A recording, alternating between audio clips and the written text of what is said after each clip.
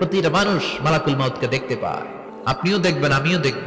মুমিনদের কাছে এসে মালাকুল মাউত একজন যুবকের বেশে সাদা ধবধবে জুব্বা পরে সুগন্ধি মেখে মুমূর্ষ ব্যক্তির শিয়রে বসে বলে, ইয়া আইয়াতুহান নাফসুল মুতমাইন্নাহ, হে প্রশান্ত আত্মা, উখরুজি ইলা মাগফিরাতিল্লাহি ওয়া রিদওয়ানি, আল্লাহর ক্ষমা আর দয়ার দিকে বের হয়ে আসো। বলা মাত্রই মুমিনের আত্মাটা স্মুথলি বের হয়ে আসে। কাফান মিন আকফানিল জান্নাহ, হানুত মিন হানুতিল জান্নাহ, জান্নাত থেকে আনা সুগন্ধি কাফনের মধ্যে পেঁচিয়ে তিনি রূহটাকে নিয়ে ইল্লিনে চলে যায়। সরাসরি দেখে মালাকুল মাউতকে।